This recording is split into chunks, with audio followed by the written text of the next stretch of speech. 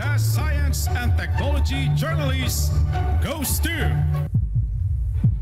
Angelo Palmones, DZRH. Ito na ang 28th KBP Golden Dove Awardee, Best Science and Technology Journalist, si Angelo Palmones sa Magandang Umaga, Pilipinas! DZRH, Magandang Umaga, Pilipinas! Sa DZRH Radio, DZRH TV at DZRH Online. Kasama si Kuya Angelo Palmones. Magandang Umaga, Pilipinas! Miyerkules tayo ngayon, July 9, 2025, sa ulo ng ating mga balita. Bagong Pilipinas Agenda ng Pangulong BBM tinalakay sa pulong ng liderato ng Kamara. House Prosecutors umalma kay Senator Zubiri. Kaugnay ng pahayag nitong isang witch hunt lamang ang impeachment laban kay BP Inday Sara. Department of Social Welfare and Development, Department of Agriculture, inilunsad ang 20 pesos kada kilong bigas para sa mga benepisyaryo ng walang gutong program. PNP magde-deploy ng 12,000 pulis para sa zona ng Pangulong BBM. Ilang lugar sa Metro Manila at Luzon nagdeklara ng suspensyon ng klase dahil naman sa naranasang malawakang pagbaha dulot ng malakas na ulan. Habang at patuloy na magpapaulan sa bansa, LPA o sama ng panahon sa labas ng Philippine Area of Responsibility, bantay sarado ngayon sa Pag-asa. Bagong balita, bagong impormasyon, kasama si Kuyang Angelo Palmones. Magandang Umaga, Pilipinas!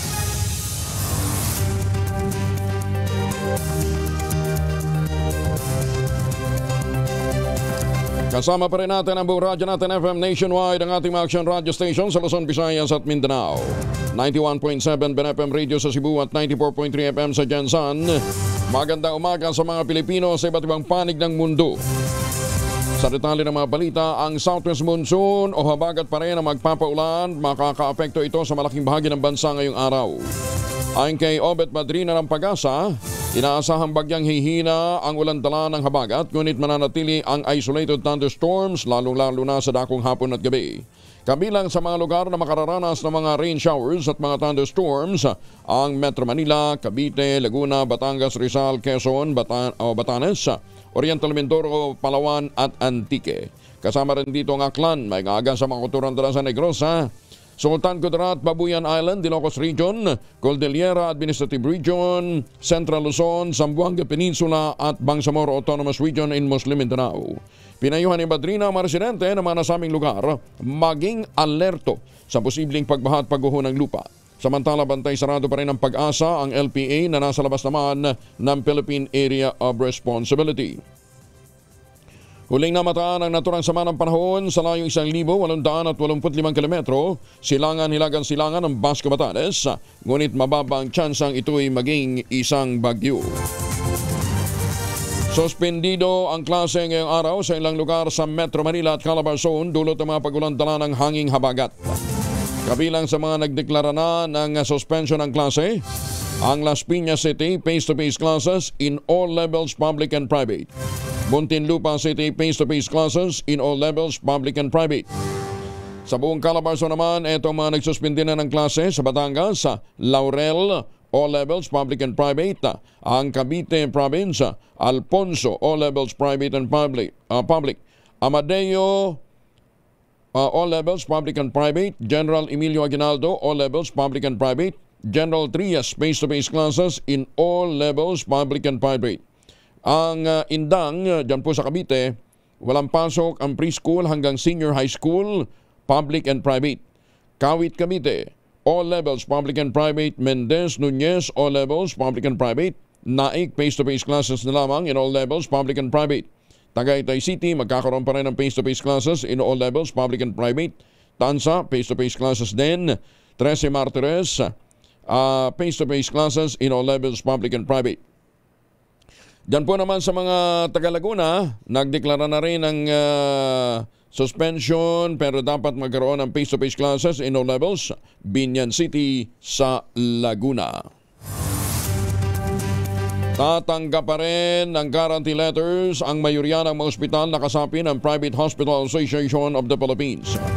Kapanayam ng DCRH at radyo natin, sinabi ni PAPI President Dr. Jose Rene De Grano, mungkahi lamang ang nauna nilang pahayag na hindi natatanggap ng guarantee letter. Ito ay matapos magkaroon ng problema sa pagbabayad ang mga lokal na pamahalaan sa iba't ibang rehiyon. Ayon kay Dr. De Grano, nakausap na niya si Health Secretary Teodoro Edbosa at regional offices ng Department of Health kaugnay ng naturang issue at nagkasundong hintayin muna nila ang kabayaran para sa mga guarantee letter. Nabihan ko, of course, ang ating mahal na Secretary of Health. No? At sinabi ko, tulungan niyo mga kami. Sabi niya, okay, I'll look into it. And then, kinabukasan po right away, nakipag-usap sa akin yung region concerned. No? At sinabi po niya kanilang mga problema, etc. Na medyo maghintay-hintay lang at inaayos naman po nila. So, right there and there, sabi ko, sige, kung ganun pala naman, at sinabi ko sa kanila na ganun. Sinabi ko rin sa aming mga members, let's wait a little bit longer dahil nangako na naman ang Department of Health na pagbibigyan tayo. Naimbag ng bigat kada kayo amin sa ating mga kababayan dyan po naman sa Norte, lalong-lalo na dyan sa San Mateo, Isabela.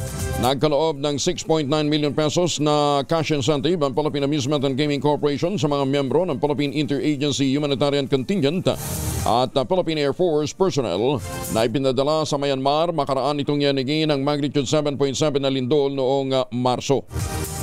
Ginanap ang turnover ceremony dito po sa Campo Aguinaldo at ang bawat isa sa 138 responders ay nakatanggap ng 50,000 pesos bilang pagkilala at pasasalamat sa kanilang 12 araw na humanitarian at search and rescue mission sa Myanmar matapos yanigin nga ng lindol.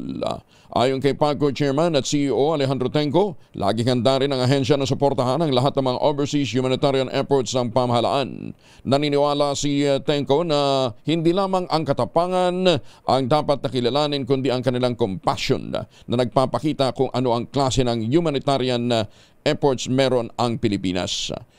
Kabilang sa misyon ay mga kinatawa ng Office of Civil Defense, Metropolitan Manila Development Authority, Department of Environment and Natural Resources, Emergency Response Team at ang Department of Health. Tumulak patungong Myanmar noong April 1 ang grupo upang maghatid ng medical at logistical support sa mga biktima ng lindol na kumitil ng mahigit 2,000 buhay at ginasugat naman ng halos 4,000 iba pa. At kahit na medyo binubulabog nitong mga nakaraang buwan ang Mexico ni President Donald Trump. Alam ba ninyong tumulong na rin ang Mexico sa Texas? Kasunod ng matinding pagbahang naranasan doon, partikular na sa Kerr County na iginasawi ng mahigit 100 katao na. Ayon sa tagapagsalita ng Mexican City of Acuña, nagpadala na sila ng rescue team mula sa kanilang civil protection and firefighting units upang tumulong sa search and rescue operation. Ito ay sa kabila ng anti-immigrant policies ng US at racism policies na naranasan ng mga tinatawag na brown people. Pumalo naman sa 2 ang bilang ng mga empleyadong nasawi sa pagsabog na isang pagawaan ng bala sa Barangay Fortune, Marikina City. Kinumpirma sa DCRH at radyo natin ni Colonel Joffrey Bernandez, hepe ng PNP Marikina. Namatay na rin ang 44 anyos na lalaking naputulan ng kamay sa nangyaring pagsabog sa loob ng Arms Corps Global Defense Incorporated. Unang pumanaw ang 34 anyos na kapwa-empleyado nito matapos natamaan ng shrapnel sa dibdib. Inilipat naman ang biktima sa Marikina Valley Hospital ang isa pang biktima na nagtambo din ng tama sa mata at nahirapan din sa paghinga. Sa ngayon, sinusuring mabuti ng pulisya ang CCTV footages ng sumabog umanong primer na component ng bala. Babalikan ngayong umaga yung CCTV footage kung makakuha kasi kahapon sabi ng Arms Corps wala yung ID nila. Nanindigan naman ang Arms Corps na sumunod ito sa international practice at tiniyak ang tulong sa pamilya ng mga biktima, gayon din ang koordinasyon sa mga otoridad. Ipinanawagan ng Nagkaisa Labor Coalition ang agarang investigasyon sa pagsabog ng isang firearm ammunition facility sa Marikina. Nababahala kasi ang grupo sa tinatawag nitong tragic explosion sa Arms Corps Global Defense Incorporated na kinasawinan ng 2 empleyado. Napagalamang dati na rin sumabog ang naturang pasilidad noong Pebrero ng 2024. Pagbibigay diin pa ni Nagkaisa Chairperson Sunny Matula, walang dapat na mamatay sa trabaho at hindi rin dapat pang maulit pa ang naturang trahedya. May buntag sa mating paminalato niya sa Serra Bulyones, Bohol. May gaga sa mga koturanta sa Negros. Oy mga misis, sa may araw si Mr. pag-uwi galing ng trabaho, may dalyan sa germ sa katawan nila. Para labanan ang amoy araw at amoy pawis, gumamit ng Shield Bath Soap regularly.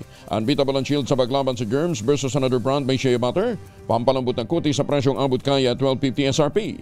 Kaya naman, recommended ito ng Philippine Nurses Association. Kaya mga misis ay challenge you subukan ng Shield Bath Soap.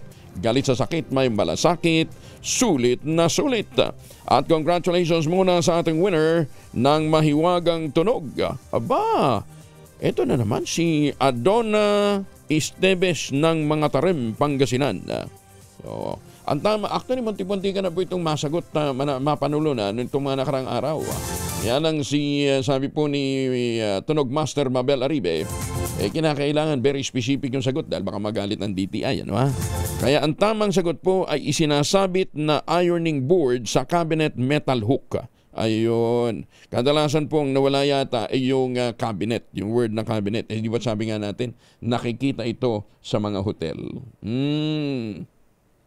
Kaya yun ha, isinasabit na ironing board sa cabinet metal hook. Ayan. Metal, di ba? Doon talaga. Sa bahay naman kasi hindi nyo naman sinasabit yun.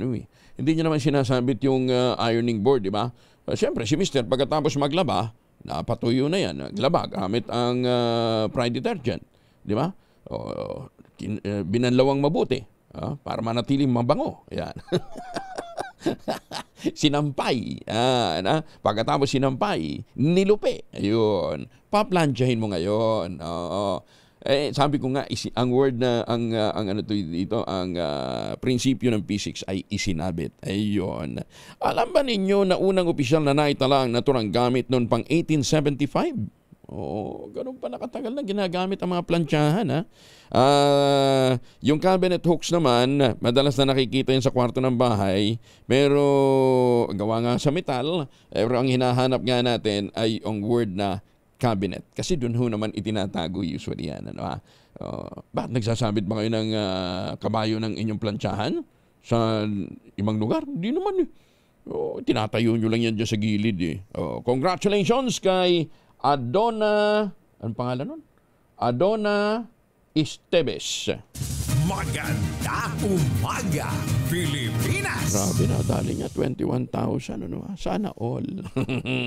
Oy, mga mamis, laundry day today. Kung ano ka ba kapag makapit, marikit at malupit ang mancha, all you need is Pride. Ba't mapahirapan ang self-care sa Pride? Easy at worry-free naman ang laundry. Sa triple stain away formula, tanggal ang matitinding mancha based on Tensa chocolate, mud, and sebum ng cotton. Gawa po ito ng ACS.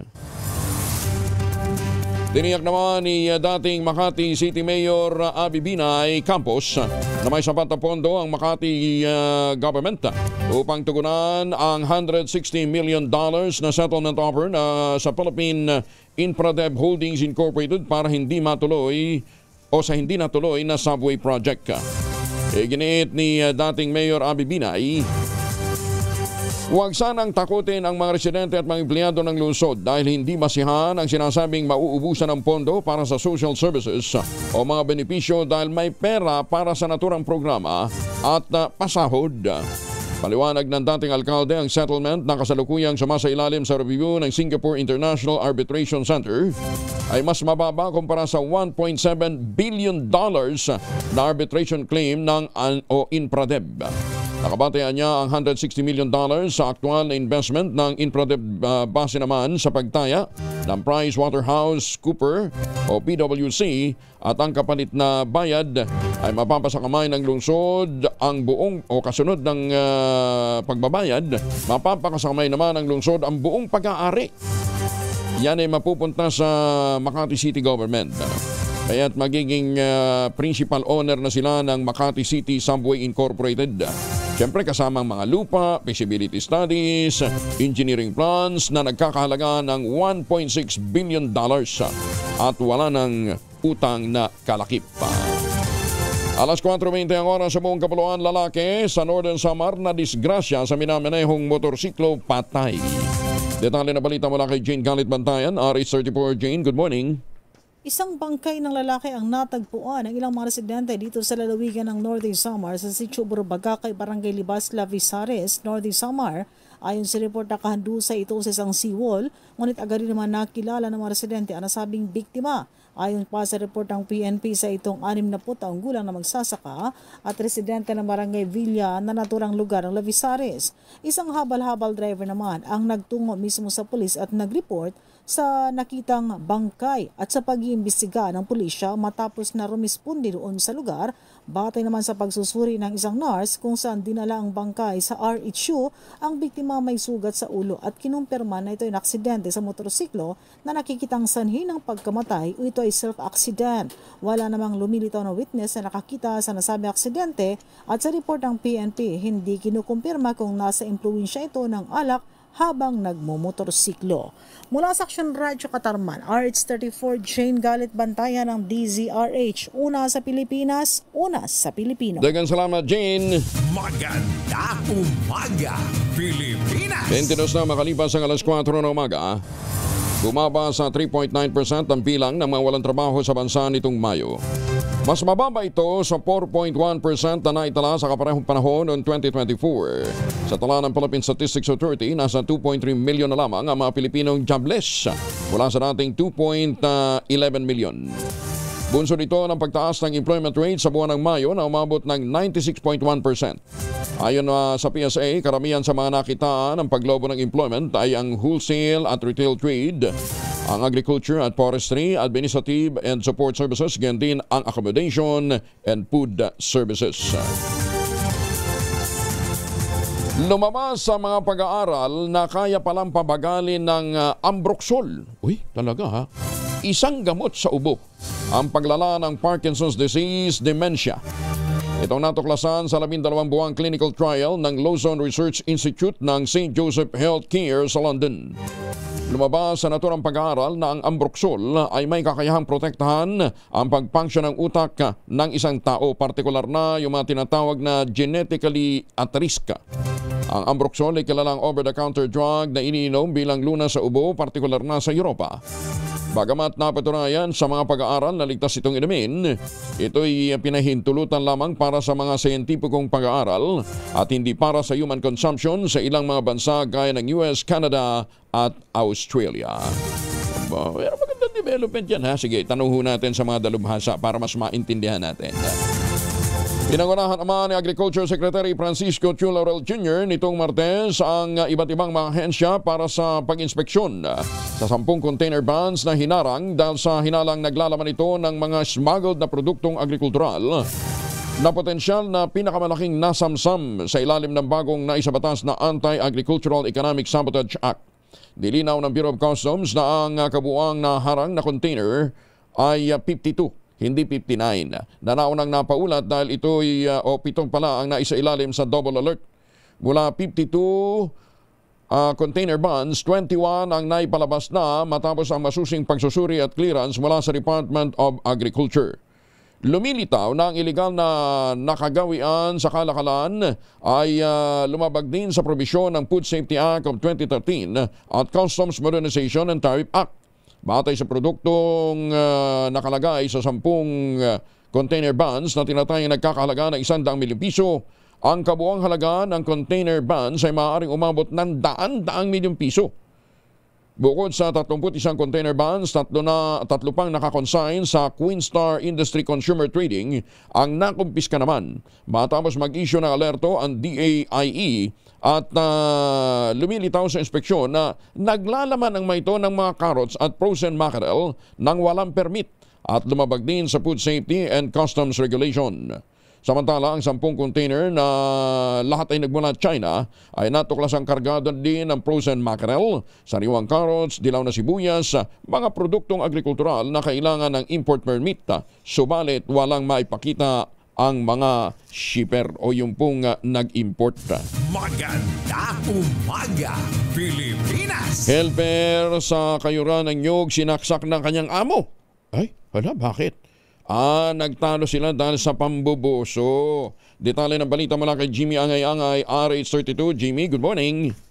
Isang helper ng Kayuran ng Nyug ay pinagsasaksak ng kaniyang amo matapos ang mainit na pagtatalo. Kinilala ng PNP ang biktima si alias Lon 20 anyos utility worker ng Lisa sa Coconut Milk Station sa lungsod ng Tacloban. Nakilala naman ang suspect si alias Ray, 60 anyos, negosyante, residente sa naturang syudad. Nangyari ang insidente alas 9:30 ng gabi sa Barangay 37 Reclamation Area. Sa investigasyon ng PNP, nagkaroon ng mainit pagtatalang biktima at suspect matapos magtuhan ang suspect na nambubuso sa mga babaeng nagtatrabaho sa naturang Kayuran ng Nyug na naliligo. Nakatakbo ang biktima para mingin ng tulong sa kapulisan na may tama ng saksak sa katawan. Inabol pa ng suspect at agad naman na aresto ang naturang suspect ng kapulisan. Ang biktima ay tinagpo sa ospital para malapatan ng kaukulang lunas. Wala dito sa DYVL Action Radyo Tacloban, ito si RH32 Jimmy Angay-Angay para sa DZRH. Una sa Pilipinas, una sa Pilipino. Dagang salamat, Jimmy. Maganda umaga, Pilipinas! Sa unang araw ng kanyang ikalawang termino sa Senado, nag-file si Senator Bongo ng panukalang batas para lumikha ng trabaho at palakasin ng trabaho para sa mga mahihirap, lalong-lalo na yung mga bagitong job seekers na kumukuha ng mga pre-employment documents. Layunin ng panukalang Indigent Job Seekers Assistance Act of 2025, mabawasan ang financial burden ng mga indigent applicants nang walang sapat na pero ang panggasto sa pagkuha ng mga dokumentong kinakailangan para lamang makapag-apply ng trabaho. Ayon kay Senator Go, ang panukala ay naglalayong punan din ang gap ng mga existing laws at palawakin ang saklaw na tulong upang masakop ang mas marami pang vulnerable Pinoys. Binigyan din ni Senator Go ang inisyatibong ito ay layong matugunan ang mga kakulangan sa umiiral na mga batas para sa mga first-time job seekers o yung itinatadhana ng First-Time Job Seekers Assistance Act. Palalawigin din ito ang suporta sa mga mahihirap na aplikantes kahit na saan man sila maghanap ng trabaho sa unang pagkakataon. Ang pagkuha ng kinakailangang employment documents ayon kay Senator Go, kabilang yung mga clearances at mga certificates ay masyadong magastos at hindi nga kakayanin ng taong ni pamasahe papuntang pag-a-applyan wala. Tutol naman ang Philippine Amusement and Gaming Corporation of PAGCOR sa panukalang total ban ng online gambling applications. Ayon kay PAGCOR Chair Alejandro Tenco, hindi naman suliranin ang online gaming kundi ang pinakamaraming o napakaraming illegal na operasyon ito sa internet.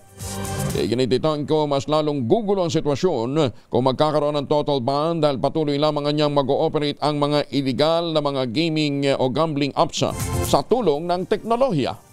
Sa paniwala po namin, mas lalong gugulo pagka po total ban sapagkat kahit ayaw natin, tuloy-tuloy po ang mangyayari niyan, maski sabihin niyo nang may total ban. Because of the advances in technology, ay hindi po mapigil talaga itong paggamit through the internet. Pagka ito total ban niyo po yan, imbis na ating maregulahan para po magkaroon ng sa may proteksyon ang mga manlalaro. Ang mangyayari po niyan hindi na po natin regulated, totally banned, tuloy din po yung illegal na pagpapahanap buhay ng mga illegal na mga operators, wala pong proteksyon yung ating mga player o manlalaro. Kasalukuyang isinusulong sa Kongreso ang mas mahigpit na regulasyon sa e-gambling at ang posibilidad ng total ban dito katulad ng ginawa sa Pogo noong nakaraang taon. Maganda umaga, Pilipinas! Ipinagmawal ang Pogo. Natigil ba? Hindi po. May mga nag-ooperate pa rin. 29 na makalipas ang alas 4 ng umaga ay baka kayo may mga importanteng lakad, magbaon ng proteksyon laban po sa mikrobyo. Dalawang formulation ng family alcohol na pwede nating pagpilian. Yung family 70% isopropyl alcohol, especially prepared for clinics, hospital, pharmacies, laboratories, pero okay na okay po sa mga households. Very effective yan sa disinfection at sterilization. Ganyan ang bagsik ng family, 70% isopropyl alcohol. Maghapon man natin gamitin, no problem.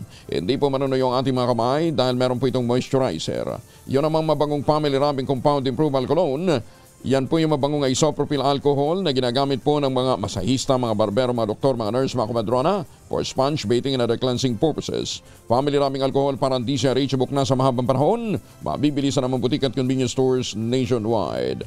Family rubbing alcohol, hindi lang pampamilya, pang sports pa. Kalahating kilo ng shabu na pulot sa daan sa Alamino City, Pangasinan. Detalye ng balita mula kay Freddy Pajardo, Aris 38 na. Masantos siya kabasan, i-check sa ating mga kababayan dyan sa Pangasinan, Freddy.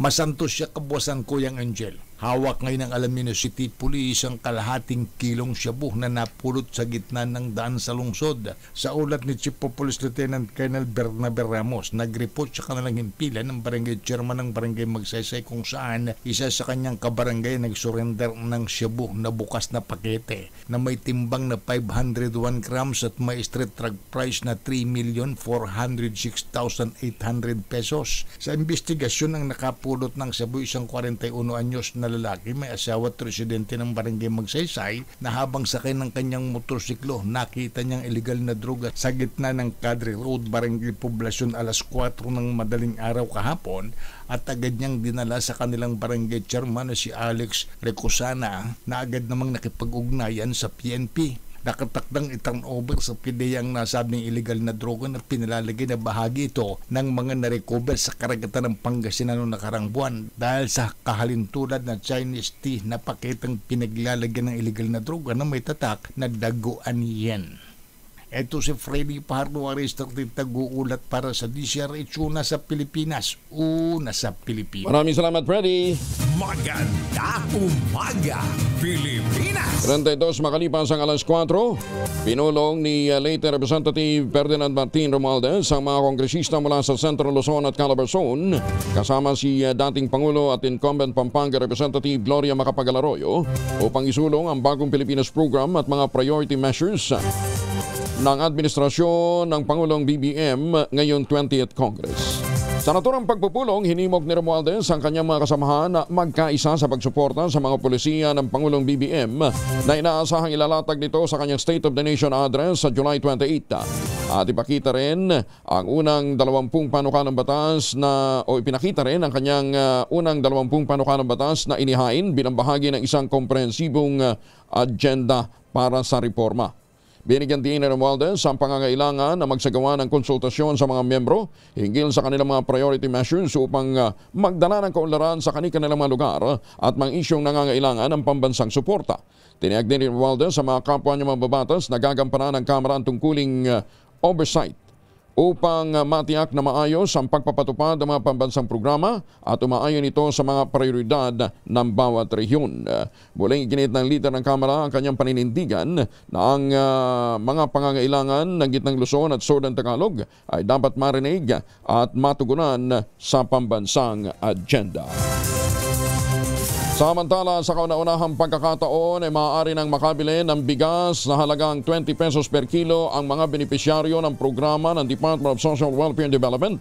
Ito yung walang gutong program sa ilalim ng kadiwa ng Pangulo na pinangungunahan ng Department of Agriculture. Ang ugnayang ito na tinawag na Benteng Bigas meron na sa WGP. Isang mahalagang hakbang alinsunod sa layunin ng Pangulong Bongbong Marcos na gawing mas abot kaya ang pagkain para sa bawat pamilyang Pilipino.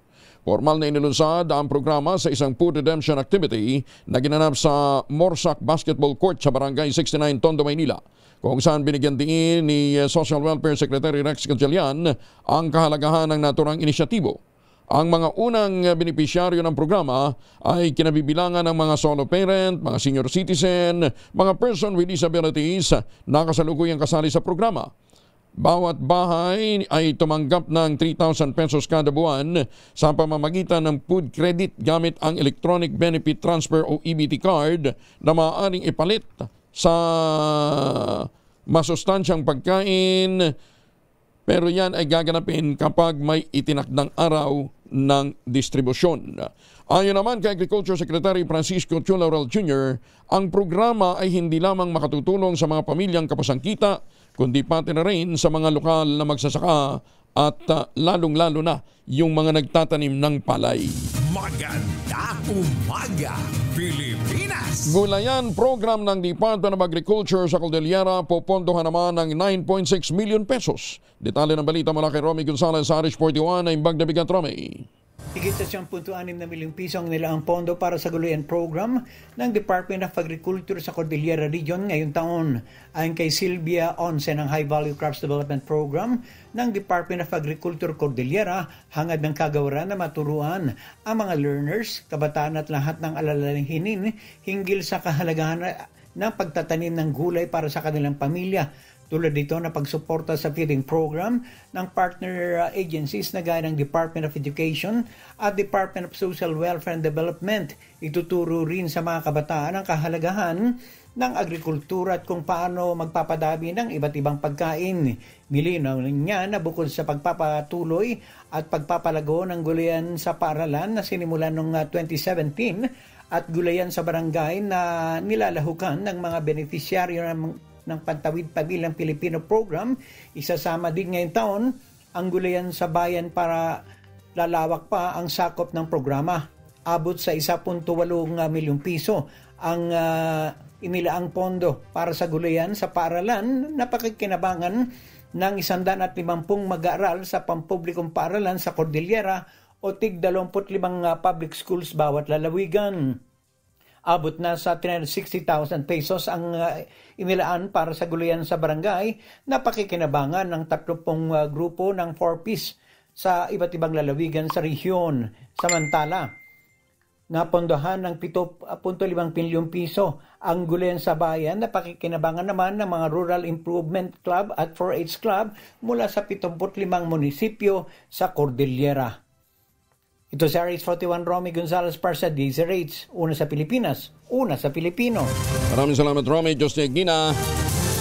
At para ho din sa ating mga kababayan, suportahan din ho natin ang ating mga magsasaka. Katulad ho ng ginawang suporta po ni Dr. Helen Tan at ngayon ipinapakiusap na tangkilikin din ho natin ang kanilang mga produkto. Ang tinutukoy po ay ang Tangerine Chocolate.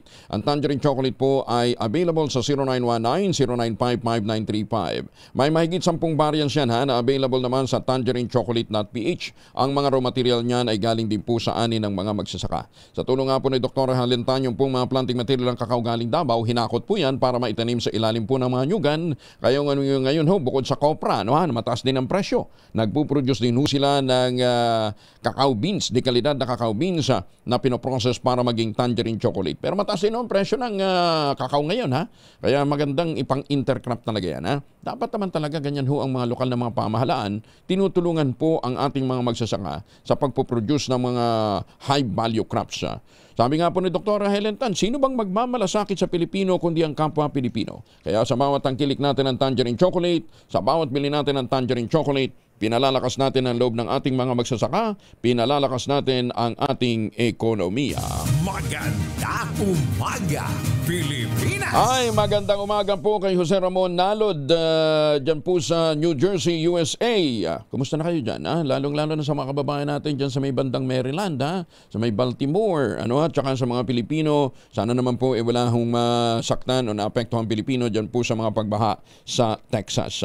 Magandang umaga din po sa mga suki natin dyan sa Hong Kong. Siyempre, mga taga Hong Kong, araw-araw nakatutok yan.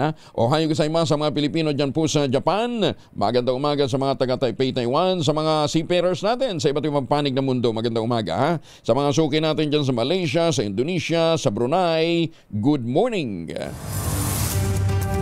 Balik na sa The Netherlands si Vice President Sara Duterte upang dalawin ang kanyang ama na kasalukuyan nakapiit pa rin sa ICC Detention Center. Dumating ang Vice Presidente noon pang July 5. Iginit nito sinasamantala ng kanyang pamilya ang 4 na beses kada linggo na payagan ang dalawa na pumasok sa detention unit. Kinumpirma naman ni VP Sara na nangangayayat na ang kanyang ama tulad ng banggit ng kanyang ina na si Elizabeth Zimmerman. Mukhang butot balat na daw po ang dating Pangulo. Kwento pa na Vice Presidente na wala ng ganang kumain ang kanyang ama dahilan ng pagbagsak ng kanyang timbang. Pero kahit payat, sinabi naman na mas gusto pa rin niya ang ganitong itsura ng dating Pangulo. Samantala, nakatakda namang bumalik na ng Pilipinas si BP Inday sa July 23. Sa apat sa bawat 10 Pilipino, naniniwalang dinidelay ng Senado ang pagsisimula ng impeachment trial laban kay Vice President Sara Duterte. Base sa survey ng Social Weather Station, 44% ang kumbinsidong sinasadya ng mataas na kapulungan na patagalin ang pagsisimula ng paglilitis habang 25% lamang ang hindi naniniwala. Meron ding 22% na undecided, 9% ang hindi sapat ang kalaman para magsalita sa issue. Samantala, umaasa naman ayon sa survey, 42% ang mga Pinoy ang tutol sa impeachment habang 32% naman ang pabor. Isinagawa ng SWS ang non-commissioned survey noong June 25 to 29 sa pamamagitan ng face-to-face interview sa 1,200 respondents sa buong bansa. Malaki ang magiging papel ng mga nalalaman ni dating Office of the Vice President Chief of Staff Zuleika Lopez sa impeachment trial ni BP Inday Sara. Ayon kay Constitutional Law Professor Attorney Howard Calleja, inaasahang magiging key figure si Lopez sakaling tumistigo siya sa anumang panig. Tinawag ni Calleja na very crucial ang anumang magiging testimonya ni Attorney Lopez bilang dating Chief of Staff ng OVP na anya'y alter ego ng Vice Presidente. Iginit ng abogado maliban kay BP Inday Sara, si Lopez ay dapat na nakakaalam sa lahat ng mga legal at mga totoong detalye hinggil sa mga nangyayari sa OVP. Buo naman ang kumpiyansa ni Attorney Calleja na alam ni Lopez ang lahat ng ins and outs ng opisina, lalo't may control din ito noon sa mga prosesong ginagawa sa OVP. Maganda umaga, Pilipinas! Nababahala naman ang Catholic Bishops' Conference of the Philippines sa pag-aantala ng impeachment trial laban kay BP Inday Sara. Sa inilabas na pahayag ng CBCP, binigyan diin na kung isusulong ng may integridad ang impeachment, magiging lehitimong demokratikong mekanismo ito para matiyak na may transparency at accountability sa gobyerno. Hinimok din ng CBCP ang lahat na labanan ng moral indifference at pakinggan ang lahat ng panig ng bukas at may pananampalataya. Bukod sa usapin ng impeachment, binanggit din ng CBCP ang mga isyu ng karahasan sa Gaza, makatarungang sahod at dignidad sa paggawa. Nananawagan din ito ng panalangin, pag-ayuno at pag-alalay ng sakripisyo para sa kapayapaan kasabay ng mariing pagkundina sa paggamit ng kagutuman bilang sandata sa digmaan. 170,000 pesos na laga ng shabu na samsam. Meron namang isang arestado sa Limay Bataan. Detalye ng balita mula kay Danny Kumilang, RH37. Danny, good morning. Sa pinaigday na kampanya kontra illegal na droga, matagumpay nakasamsam na malaking halaga na droga ang mga tauhan ni Limay Chief Police Major Jimmy Albert Dicen sa na-arrest ng suspect sa Riverside, Barangay Lamao, Limay Bataan kahapon. Ikinasaan drug bypass operation na naging matagumpay naman ang pagkakasamsam ng 25 gramo ng shabu na nagkakahalaga ito sa 170,000 pesos. Sinabi ni Police Major Jimmy Albert Dicen, ang pagkakadakip nila sa suspect ay isang malaking kabawasan ng kumakalat na droga sa kanilang lugar. Nananawagan din siya sa mga residente ng Limay na magsumbong lang sa kanilang tanggapan upang kanilang maaksyonan agad ang sumbong, lalo na sa mga nagpapakalat ng illegal na droga. Ang suspect ay nasa likod na ngayon ng rehas na bakal sa detention facility at naharap ito sa kasong paglabag sa Republic Act 9165 o ang Comprehensive Gross Drug Act of 2002. Dani Kumilang, RH37, DCRH, una sa Pilipinas, una sa Pilipino. Maraming salamat, Danny, at may paabaki kayungan sa ating mga kababayan dyan po sa Pampanga. Maganda umaga, Pilipinas! 44 makalipas ang alas 4 na umaga, oras na para tayo po naman ay mag-ultabayo. Ano nga ba itong ultabayo? Ang ultabayo po ay postbiotic with Lactococcus lactis-serine plasma. Ito po ay dumaan sa mahabang clinical trial dyan po sa Japan. Hindi po, hindi po mga testimonial, hindi po mga kwentong kutsero, kundi human clinical trial. Ang bawat kapsula po ng ultabayo ay nagtataglay ng 50 billion cells ng Lactococcus lactis-serine plasma. Kaya napaka-potent po nito na pagpasok po sa ating sistema, tinataboy po nito yung mga toxin sa ating katawan. Ang PDC po ay tinatawag na plasmacytoid dendritic cell at sabi po naman dalubhasa, yan po ang commander ng ating immune system. Kung kaya't naitataboy po ang mga toxins at napapanumbalik po ang lakas ng ating immunity. Nakatutulong din po ang ultabayo para ma-achieve natin ang magandang tulog. Nalalabanan natin ang puyat, pagod at stress. Ayan, bukas nga pag-usapan natin, ano nga ba, bakit nga ba nakatutulong ang ultabayo para doon sa mga bata, lalong-lalo ng mga teenager, yung mga kabataan ngayon na sangkaterba ang tigyawat, Oo. Anong science sa likod niyan? Isa lamang ho yan sa mga benepisyo po ng ultabayo. Kung may mga concerns pa ho kayo, pwede kayong tumawag sa 0931-033-2871. May bagong numero ho sila. 0931-033-2871. May mga medical experts po nakastambay dyan para sagutin ang inyong mga tanong. Ang ultabayo po ay rehistrado sa Food and Drug Administration, halal certified. Available po yan sa Southstar Drug, Mercury Drug, HB1 Plus Pharmacy, Joann's Pharmacy, Amesco Drug at Curamed. Pero wag natin kalimutan ang ultabayo po ay hindi gamot at hindi dapat gamitin panggamot sa anumang uri ng sakit.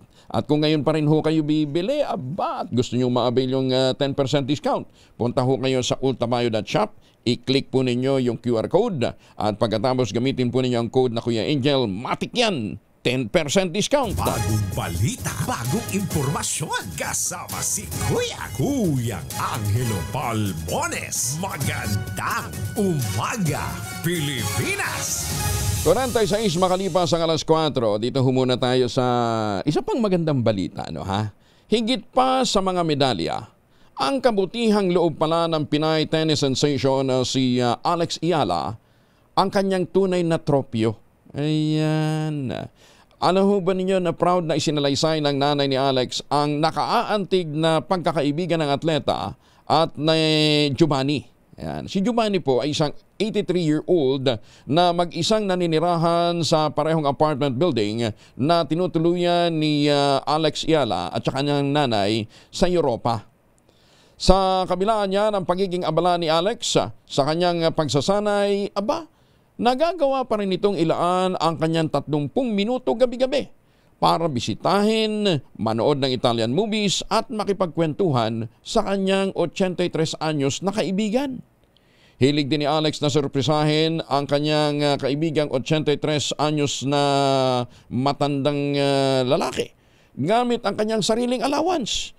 Binibilhan ito ni Alex ng paborito ni Giovanni na espresso blend ng kape, fresh bouquet at nagpagawa pa ito ng picture frame kung saan nandun ang mukha ng yumaong asawa noong 83 anyos na lolo. Kaya nung makausap po ng media itong si Lolo Giovanni doon po sa Europa, talagang mangiyak-ngiyak siya na feeling niya daw ito ay kanyang apo. Kasi hindi pa na siya nagkaroon ng apo. Higit sa isang tennis star, si Alex ay isang kaibigan, para po kay Giovanni, isang kaibigan, kapamilya at simbolo ng kabutihan. Ibinabahagi ho namin ang kwento ni Alex Eala nito. Sana po maging ehemplo din ng marami pang mga Pilipino. Maganda umaga, Pilipinas! Salamat po kay Ma'am Karina Agarao sa pagbabahagi ng kwentong yan ni Alex Eala. Ayan, And congratulate din natin muli yung anak din ni Congressman Saldico na nanalo naman sa Monaco doon sa equestrian competition. Ayun pa ng pronunciation, Longines pa ng pronunciation. No? Parang longganisa ba? Longines. Longine. Ayan. Walang S. Sorry naman. Kaya kinokorek natin ang ating sarili. Maganda umaga, Pilipinas! Aabot ng 30% ang naistapyasin ng Department of Budget and Management sa Program Appropriations sa ilalim ng 2026 National Expenditure Program para tugunan ang kakulangan ng pondo ng pamahalaan. Ang Program Appropriations ang nagsisilbing reserbang budget ng gobyerno at ginagamit lamang kung may mataas na kita ang pamahalaan. May natanggap na tulong mula sa mga dayuhan para sa mga proyekto o kailangan ng agarang tugon sa kalamidad, pandemya o may emergency projects. Kailangan din ng certification mula sa Bureau of Treasury bago mailabas ang nasabing pondo. Oras sa maaprobahan, magiging 244.89 billion pesos na lamang. Ulitin natin 244.89 billion pesos na lamang ang unprogram appropriation sa susunod na taon. Mas mababa ito ng 32.62% kumpara sa 363.42 billion pesos na pondo sa ilalim ng General Appropriations Act ngayon 2025. Ayan. Oy, thank you alam naman natin kung saan nagagamit yung unprogram funds. Kayo naman. Maganda umaga, Pilipinas! Alas 4:50 ang oras sa buong Kapuluan. Mga pasyente ng Buluan District Hospital ay hatid sundo ng mga ambulansya bilang bagong mandato ng alkalde ng bayan ng Buluan sa Maguindanao del Sur. Detalye ng balita mula kay Jun Di Makuta, Aris 19. Assalamualaikum, Brother Jun. Alaikum assalam, Kuyang Angel. Balik sigla na ang bayan ng Buluan kung saan nakalocate ang Kapitolyo ng Maguindanao del Sur Province sa pahayag ng nagbabalik na alkalde ng Buluan Town na si Mayor Datu Ibrahim Jong Mangudadatu. Takahilera mga plano niya sa pagpapatuloy ng mga infra projects, peace and order at itong basic services na nakaangkla sa moral governance ng leadership ng BARM led by ICM Abdul Rauf Makakwa. Mga programang pinagpatuloy lang din ng former mayor na kasalukuyang Sanggunian Bayan member na si Baby Dats Mangudadatu. Sa pahayag naman mula kay Vice Mayor Datu King Jaser Mangudadatu, suportado niya bilang Sanggunian Bayan Presiding Officer ang lahat ng programa at proyekto ng Office of the Municipal Mayor.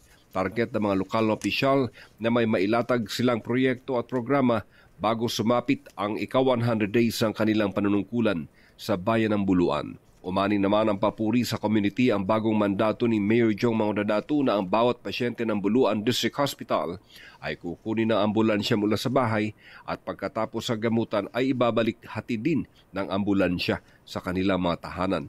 Sa dami umano ng mga donated na mga ambulansya, kailangang magamit ito ng mamamayan ng libre.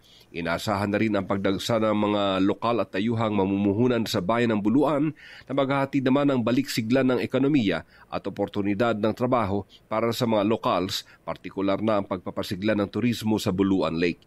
Sa tulong na rin ng provincial government ng Maguindanao del Sur led by Governor-elect Datu Ali Midtimbang at Vice Governor-elect Hisham Nandu na political ally ngayon ng mga Mangudadatu ng Buluan at sa magitan din ng tulong mula kay Congressman Ismael Toto Mangudadatu, inaasahan ang muling pagbangon ng bayan ng Buluan, Maguindanao del Sur under UBJP principles. Mula sa Central Mindanao, RH19, Jun Di Makutak. DZRH, una sa Pilipinas, una sa Pilipino. Maraming salamat, Jun. Sukran. Maganda umaga, Pilipinas! Ay maganda umaga din kay Professor Joey Lopez. Professor Joey Lopez na ngayon po ay nandyan sa Magpet sa North Cotabato. Dinadalaw ang kanyang swimming pool. Binitiko sa mga ni dating senador at ngayon ay mamayang Liberal Party List Representative Leila de Lima, si Senator Juan Miguel Zubiri sa pahayag nito na witch hunt ang impeachment case laban kay Vice President Sara Duterte at tinawag itong insulto sa Kamara de Representantes at civil society group na nagsampa ng reklamo. Iginit ni de Lima bagamat hindi dinaan sa House Committee on Justice ang orihinal na reklamo, ang mga ito ay may matibay na batayan at seryosong mga paratang. Iginit nito na lehitimo ang botohan sa Kamara na nagresulta ng pagtatransmit ng articles of impeachment sa Senado. Inihintulad din ni De Lima ang kasalukuyang impeachment case sa naging karanasan niya sa ilalim ng nakaraang administrasyon. Paliwanag niya ang tunay na witch hunt ay nangangahulugan ng pananakot o pag-uusig ng walang sapat na batayan na niya hindi naman akma sa kaso ng impeachment laban kay BP Inday. Umalma din ang mga miyembro ng House Prosecution Panel sa sinabi ni Senator Migs Zubiri na ang impeachment trial kay BP Inday Sara ay isang witch hunt. Isang pahayag na hindi umano angkop na manggaling sa isang senador na magsisilbing hukom sa naturang paglilitis. Ayon kay re-elected Iloilo Representative Lawrence Defensor, ito'y very unbecoming of a senator judge in an impeachment trial dahil nga sa hindi pa nga nag-uumpisa ang pagdinig. Ang pahayag ni Zubiri noong Lunes ay agad na umani ng reaksyon mula sa mga taga-suporta at kritiko ng impeachment. Binigyan din naman ni Defensor ng mga mababatas lalo na mga uupong senator judges ay dapat umiwas sa pagbibitiw ng mga salitang tila nagpapakita ng pagkiling o paghusga sa kaso bago pa man maiharap ang ebidensya. Nang tanungin kung paano maapektuhan ng pahayag ang proseso, sinabi ni Defensor na maaaring isipin ng iba na gusto na agad ibasura ang kaso kahit hindi pa nasisimulan ang paglilitis.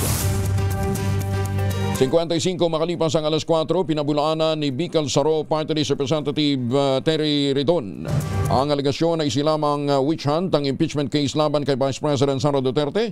Ginit na ito ay isang prosesong nakasaad sa konstitusyon, nakabatay sa ebidensya kung saan makikita ng publiko ang katotohanan. Ang pahayag ay tugon pa rin sa naunang komento ni Senator Migs Zubiri na ang impeachment trial laban kay BP Inday ay isang witch hunt. Sinabi ni Ridon na kumikilos ang Kamara ayon sa kanilang konstitusyonal na tungkulin nang ipasa nito ang articles of impeachment sa Senado at dapat hayaang isulong ng buo ang proseso.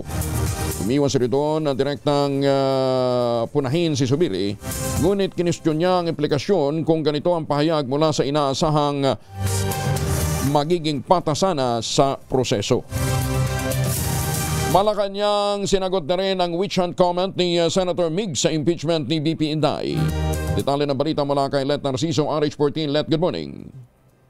Muling iginiit ng Malacanang na walang kinalaman si Pangulong Ferdinand Marcos Jr. sa impeachment laban kay Vice President Sara Duterte. Reaksyon ito ng palasyo matapos tawagin ni Senator Migs Zubiri na isang witch hunt ang naturang hakbang na layon lang umanong alisin ang Vice-Presidente sa 2028 elections dahil sa mataas nitong survey ratings.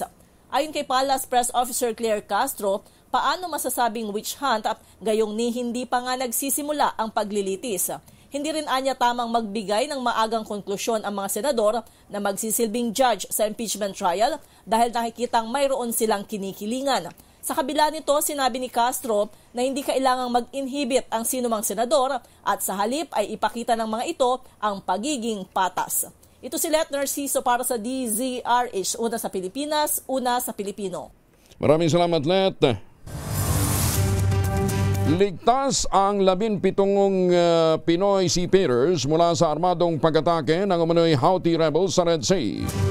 Ayon sa Department of Migrant Workers Secretary na si Hans Leo Cagdac, lula ng mga naturang Pinoy ng Liberian flag vessel na MV Magic Seas.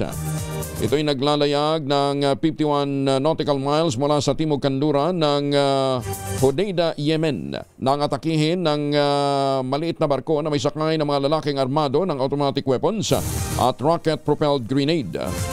Mabilis naman nakaganti ng putok ang security team ng MV Magic Seas dahilan para makatakas ang 19 nitong crew kabilang ang 17 Pinoy, isang Romanian at isang Vietnamese. Agad naman silang na-rescue ng dumadaang container ship na Safin Prism. Pagtitiyak pa ni Secretary Cagdac na sa maayos na kalagayan ng mga crew ng MV Magic Seas at patuloy ang pakikipag-ugnayan ng Department of Migrant Workers sa mga kinaukulan para sa repatriation ng mga naturang Pinoy seafarers. Muli, magandang umaga po sa ating mga Pilipinong mandaragat. Ano ha? Isama ho natin sila sa ating panalangin. At magandang umaga din po sa ating masuki dyan po sa Las Vegas, Nevada. Ma'am Evan lang ha. Huwag natin kalimutan yung ating mga midnight singers dyan po sa San Diego, California. Kamusta na ho kayo? Sana hindi ho kayo apektado nung masamang panahon dyan po sa ilang bahagi po ng East Coast. Malayo naman, kusumagay. Magandang umaga kay Boss Manny de la Peña, Sir Art, Sir June, Tita Linda, Tita Cora, at Ma'am Lloyds. Yan po yung ating midnight singers. Isang minuto na lamang bago po alas 5 ng umaga. Manila Broadcasting Company. DZRH, a proud member of MBC Media Group. Oras sa buong kapuluan, alas 5 ng umaga.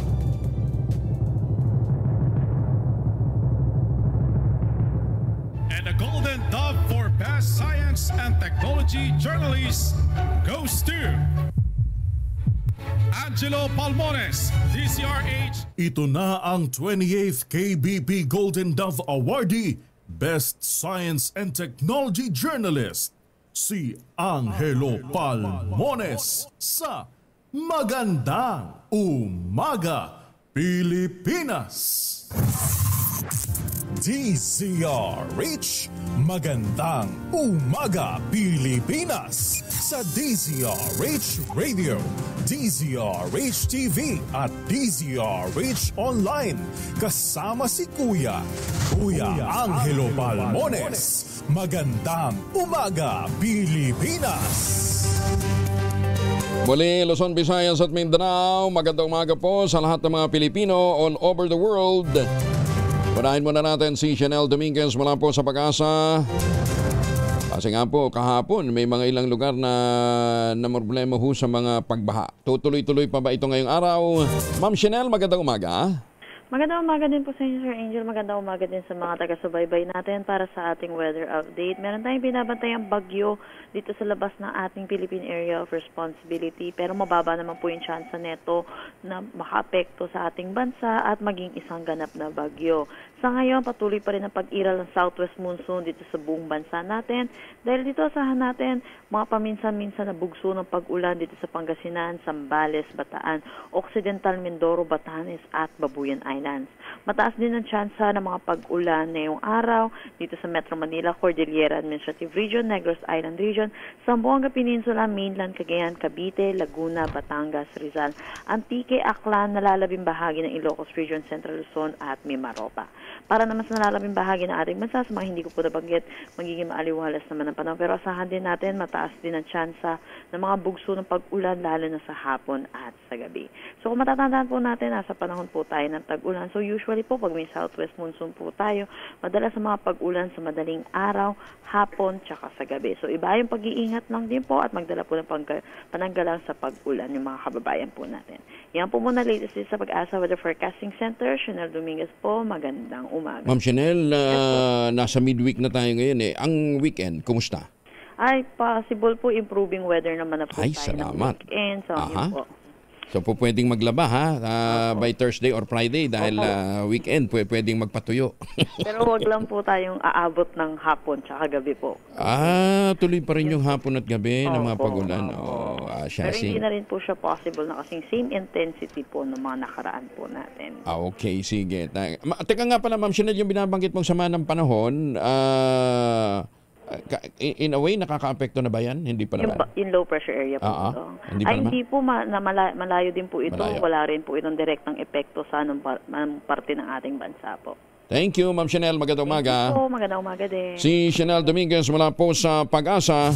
Magandang umaga, Pilipinas! At ano man po ang lakad natin ngayong araw na ito, huwag din kalimutang magbaon ng proteksyon laban po sa mikrobyo. May dalawang formulation ng family alcohol na pwede nating pagpilian. Yung family, 70% isopropyl alcohol, specially prepared for clinics, hospital, pharmacies, laboratories. Pero okay na okay po yan sa mga households. Very effective sa disinfection at sterilization. Ganyan ang bagsik ng family, 70% isopropyl alcohol. Maghapon man natin gamitin, no problem. Hindi po manunuyo ang ating mga kamay dahil meron po itong moisturizer. Yun namang mabangong family rubbing compound improval cologne, ayun po yung mabangong isopropyl alcohol na ginagamit po ng mga masahista, mga barbero, mga doktor, mga nurse, mga kumadrona for sponge bathing and other cleansing purposes. Family rubbing alcohol parang di siya reachable na sa mahabang panahon, mabibili sa namang butik at convenience stores nationwide. family rubbing alcohol, hindi lang pampamilya, pang sports pa. Maganda umaga, Pilipinas! Maganda umaga sa ating mga magaganda at magagaling na mga kumadrona. Asek Cecil Bangcasantos, kumusta na ho kayo? At saka kay Ma'am, kay Doña Cleo El Medolan. Magpapakalat ng 12,000 tauhan ng Philippine National Police upang tiyakin ang seguridad ng ika-4 na State of the Nation Address o SONA ng Pangulong Bongbong Marcos. Gaganapin yan sa July 28. Ayon sa tagapagsalita ng PNP na si Police Brigadier General Jean Pajardo, 11,949 ang mga pulis mula sa National Capital Region Police Office ang ikakalat sa paligid ng Batasan Complex sa Quezon City upang matiyak ang seguridad at katahimikan sa araw ng SONA. Nakatagda naman ang coordinating conference kasama ang Office of the Sergeant at Arms ng Kamara ngayong araw para sa pinal na plano ng seguridad. Samantala, sinabi ni Pajardo na posibleng madagdagan pa ang bilang ng mga pulis na i-deploy depende sa sitwasyon sa mismong araw ng SONA. Ayan, may announcement na ba kung walang pasok sa ano? Kasi bagay mga apektuhang lugar naman yan, Quezon City. Inilalatag na ng Pangulong Bongbong Marcos ang kanyang magiging talumpati sa ika-4 na State of the Nation Address sa July 28. Sinabi ni Palace Press Officer Claire Castro, nais ng Pangulo na maging mas maganda ang kanyang pag-uulat sa bayan sa kanyang ika-4 na taon sa pwesto. Kabilang sa mga inaasahang lalamanin ng kanyang talumpati ay ang naging proyekto, mga achievement at accomplishment ng administrasyon sa nakalipas na taon. Kung maalala, naging highlight ng SONA ng Pangulo noong nakarang taon ang paninindigan ng bansa sa West Philippine Sea at total ban sa operasyon ng Pogo sa Pilipinas. Sinimula na ng Philippine National Police ang investigasyon at pag-secure sa mga lugar na posibleng pinaglibingan ng mga nawawalang sabongero.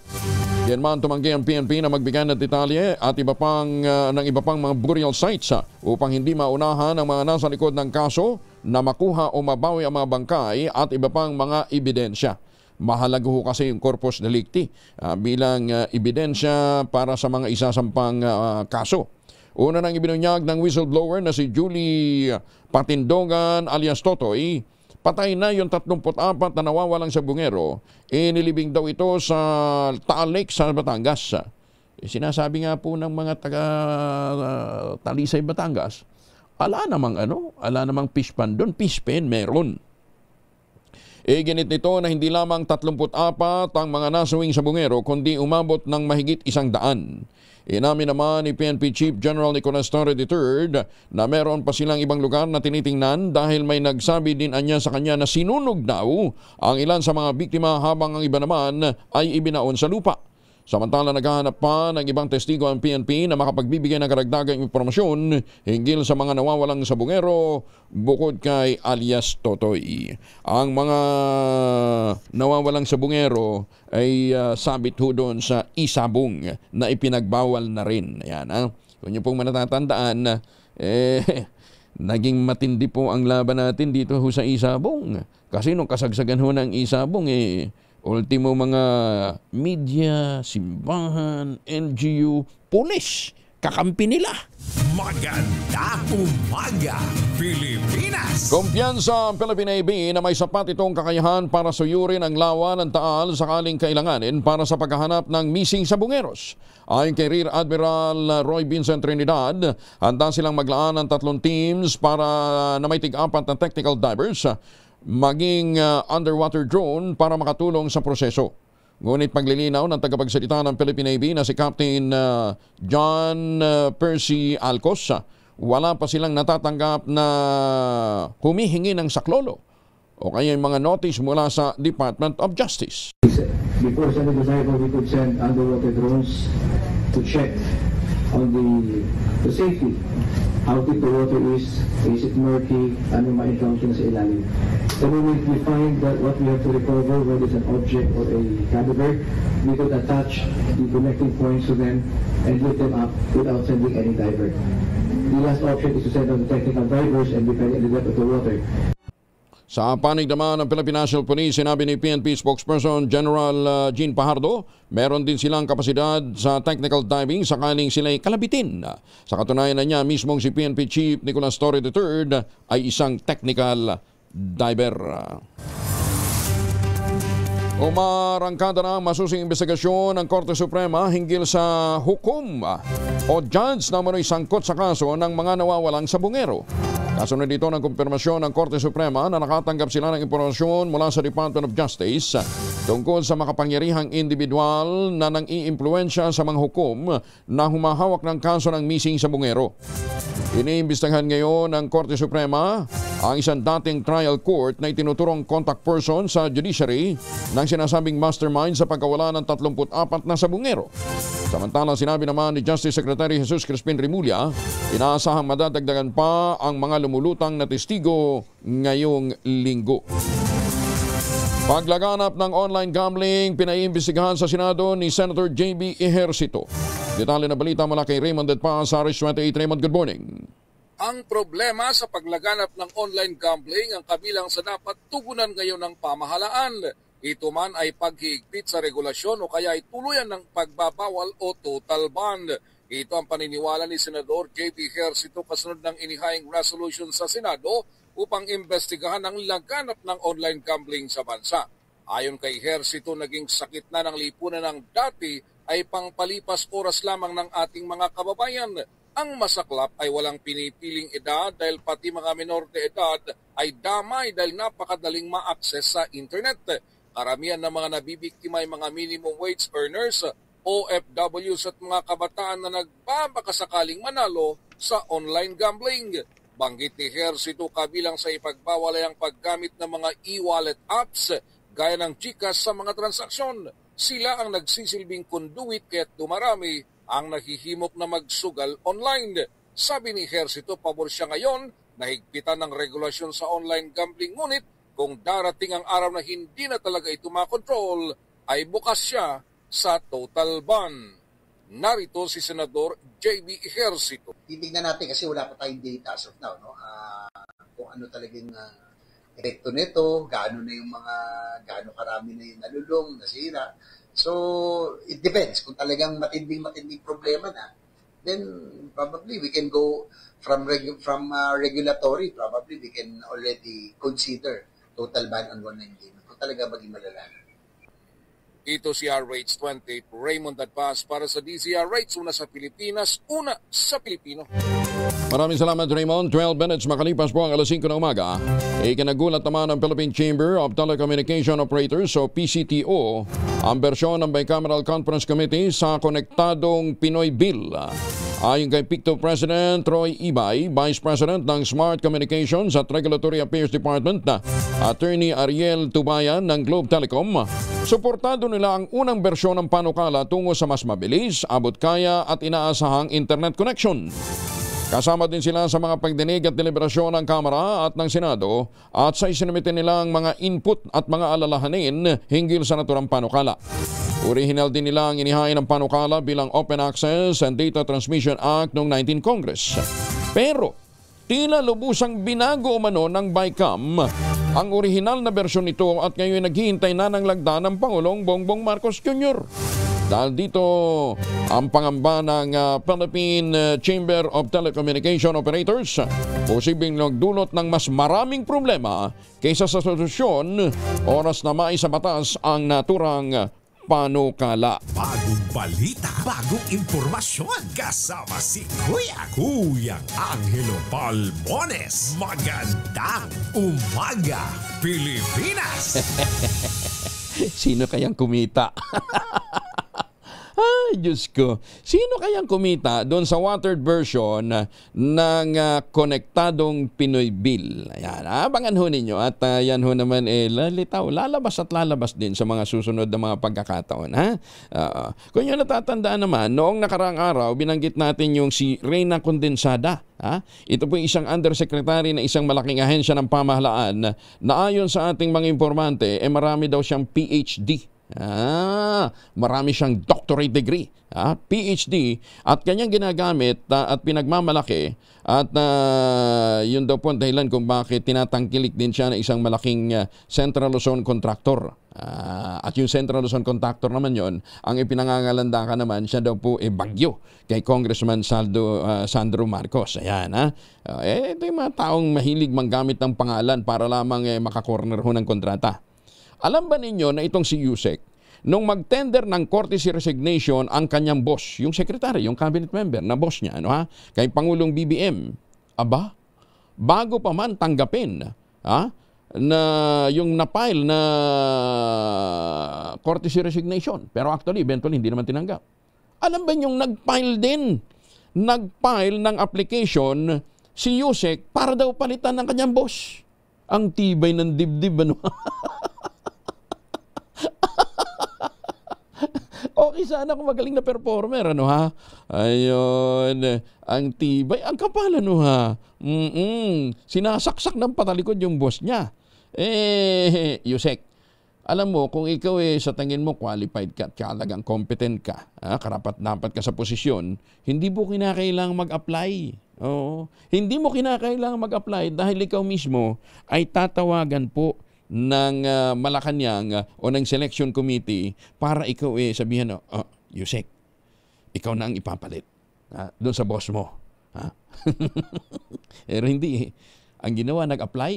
Magandang umaga, Pilipinas! Hi, buhay! 15 minutos na makalipas ang alas 5 na umaga. Ay Ma'am Dana Sandoval ng Bureau of Immigration. At magandang umaga din. Ay, birthday pala ngayon ni Don Bernard Peralta.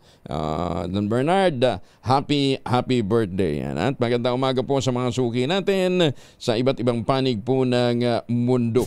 Magandang umaga, Pilipinas! Makabawi ho yung mga seafarers natin. Magpapasulubong ho tayo ng tsokolate. Huwag na ho imported. Meron po tayong tangerine chocolate. Ang tangerine chocolate po ay produkto ng mga magdiniyog ng mga magsasaka dito po sa lalawigan ng Quezon. Sa tulong po ni Dr. Helen Tan, yung po mga planting material ng kakao galing Davao, hinakot po yan para maitanim sa ilalim po ng mga nyugan. Kaya ngayon, nagpuproduce na ho sila ng dekalidad na kakao beans. Ayan, swerte ho na itong mga taga Quezon.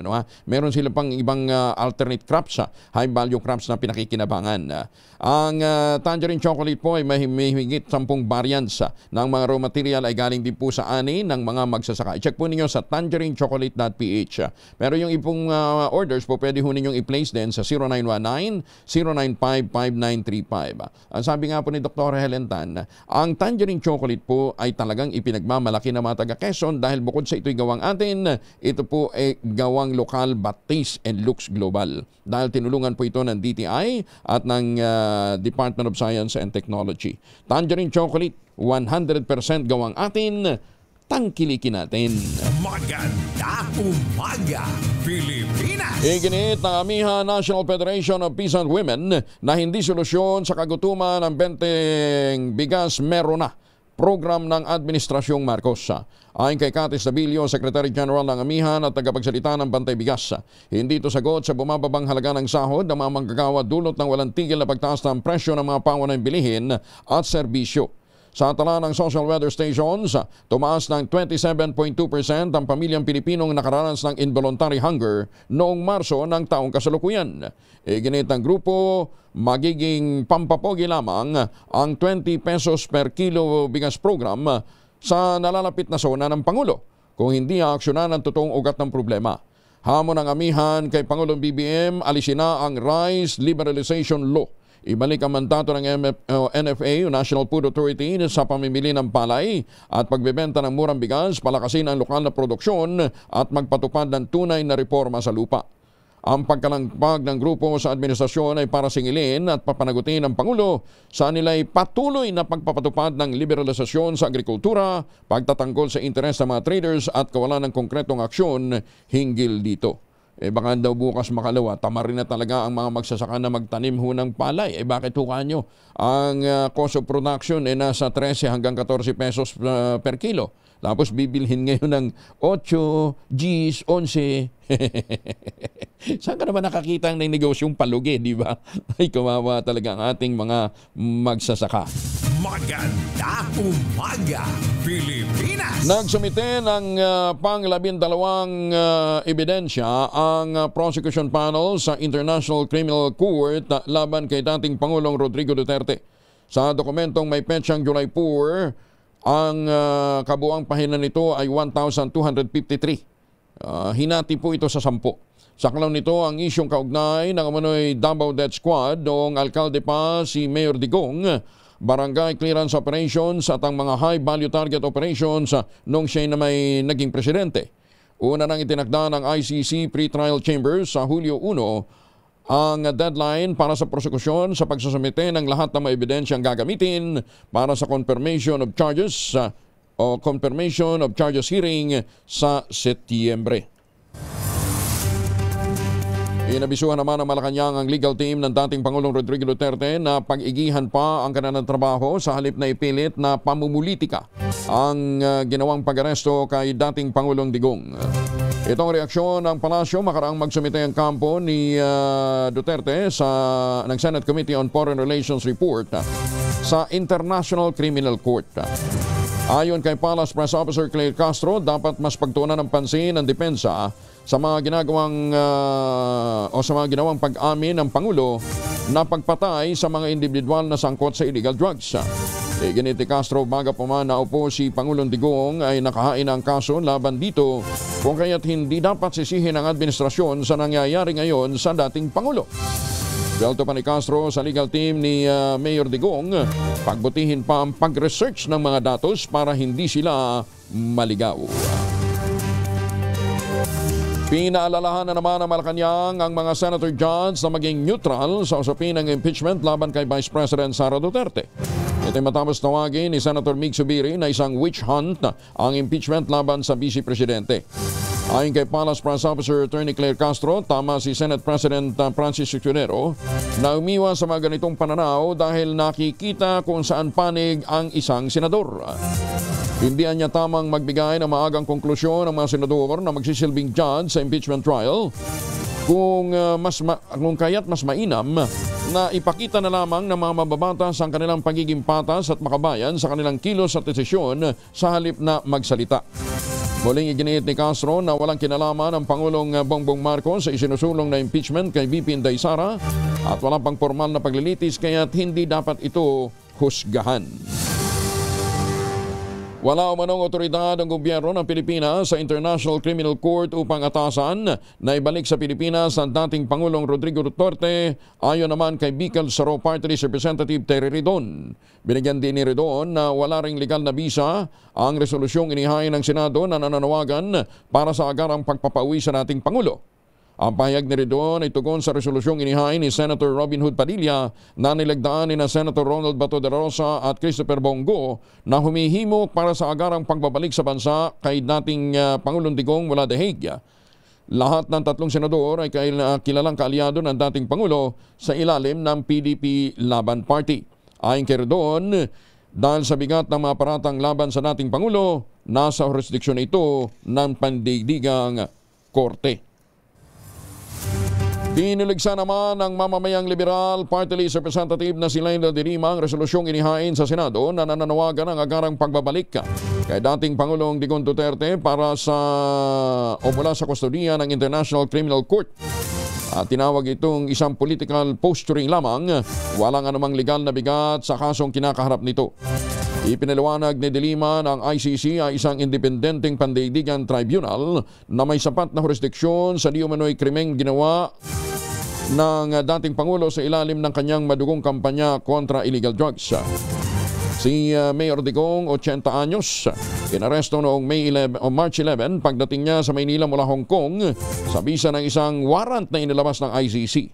Siya agad na dinala sa The Hague kung saan siya kasalukuyang nakakulong. At para sa mga nag-aabang kay Sherwin Alparo, dahil malakas ang kakong makinig sa DZRH, malakas ka rin sa amin. Itoto nyo na ng malakasan ang inyong radyo at makakay na ang matiyempohan ng aming roving reporter na nakikinig o nanonood sa DZRH. Instant, mananalo ka ng malakasang 1,000 pesos sa DZRH Malakas Promo atid sa atin ng kauna-unahang radyo sa Pilipinas, DZRH. Una sa Pilipinas, una sa Pilipino. Ang tropang pogi ni Sherwin Alparo ay nandyan sa Barangay Poblasyon, Mandaluyong City. Kaya sa mga taga-barangay poblasyon, dyan po sa Mandaluyong, lakasan na ninyong radyo, telebisyon, may nag-iikot na mobile dyan ng DCRH, malay nyo, matsyempohan kayo, mabigyan kayo ng pera. Maganda umaga, Pilipinas! Mga street dealers na ginawang bahay ang loto ni rescue ng MSWD. Detalye na balita mula kay Boy Gonzales, RH29. Boy, good morning. Good morning, Kuya Angel. Sinimulan na ng Manila Department of Social Welfare ang marching order ni Mayor Isko Moreno Dumagoso na ang paglilinis ng mga lahat ng street dwellers sa lungsod ng Manila. Ayon kay Director J. Reyes de la Pente ng MDSW, na-rescue nila ang mga street dweller dito sa Liwasang Bonifacio na ginawang bahay at pati ang puno, ginawang sampayan ng mga damit. May naglalaba, may naliligo sa fountain at nirescue ng Manila Social Welfare Department. Dinala sila pa samantala dito sa RAC sa Arroceros at bago magsagawa ng profiling at dadalhin dito sa Marikina sa Boys Town. At tuloy-tuloy yung gagawin nilang mga pag-rescue sa mga lansangan sa mga street dweller. Ito si Boy Gonzales para sa DCRS, una sa Pilipinas, una sa Pilipino. Boy, liwanagin ko lang. Bakit Marikina dadalhin? Andun yung Boys Town ng Manila. Boys Town. Okay. Nasa Marikina pero ang nagpapatakbo city government ng Manila? Oo, yan yung Boys Town. Okay. Diyan pala sa Maynila, ala ng location na para doon? Para sa ano? Yung rack nila dito sa Arroceros, dito muna pasamantala. Dati kasi yung Delpan Evacuation Center, ginawa nilang dito muna pasamantala dinadala. Pero dahil sa napabayaan na rin, lalo na pag kami mga kalamidad, dito dinadala yung mga nilikas na mga residente dyan sa Baseco at sa Parola.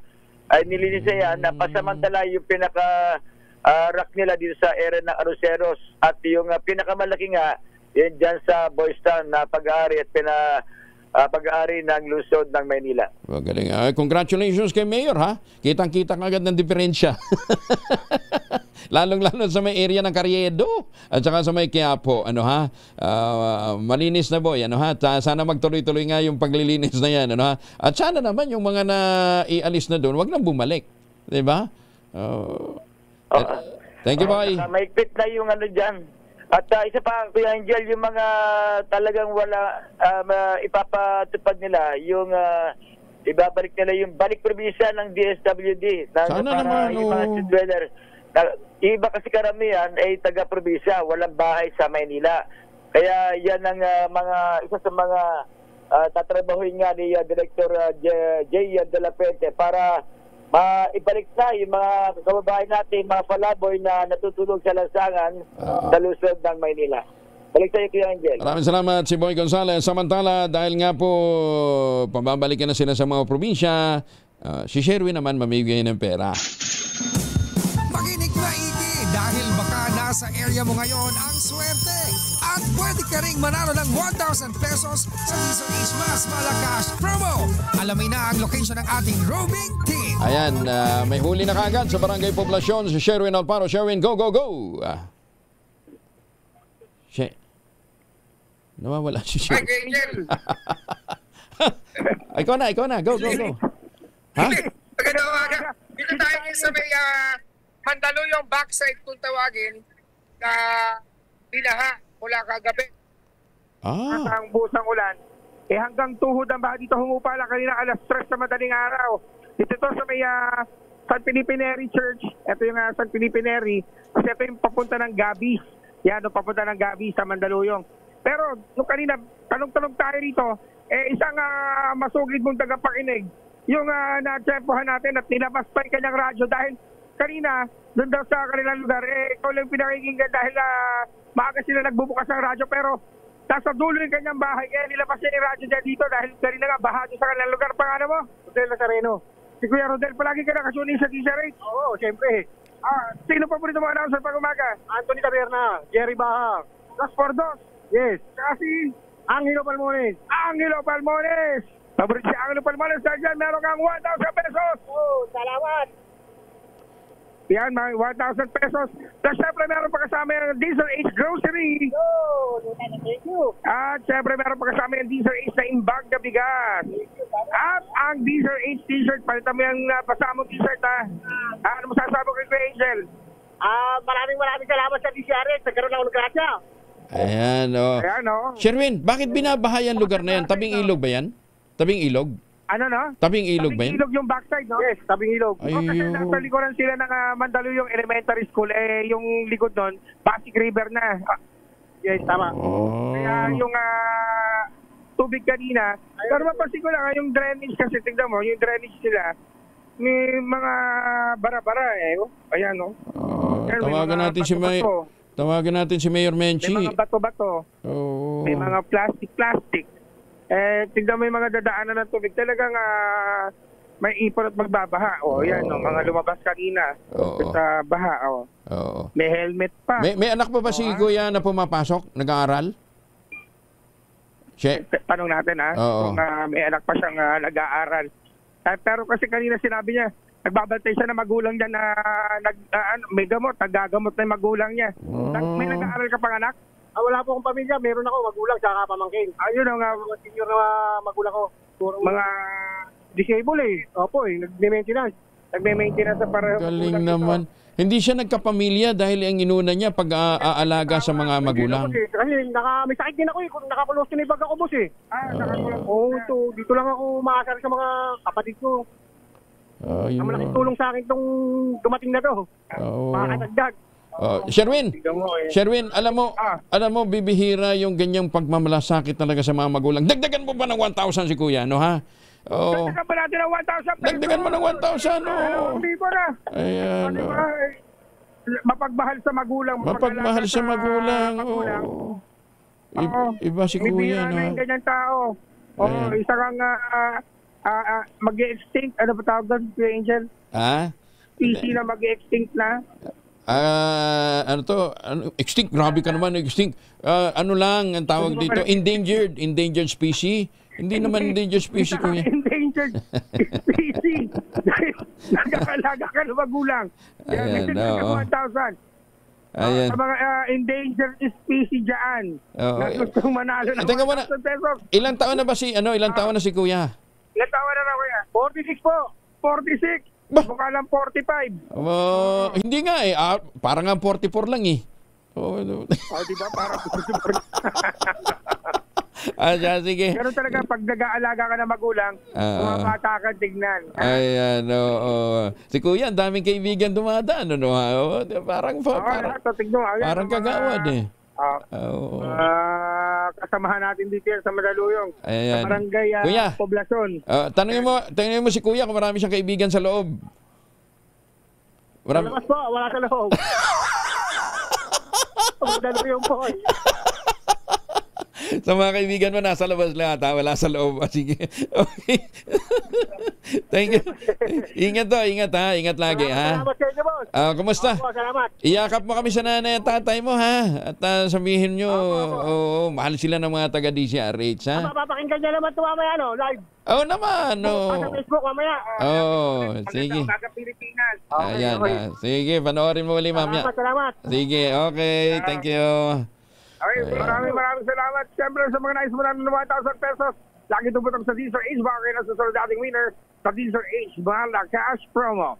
RH number 6, Sherwin Bata Alfaro DZRH. Una sa Pilipinas.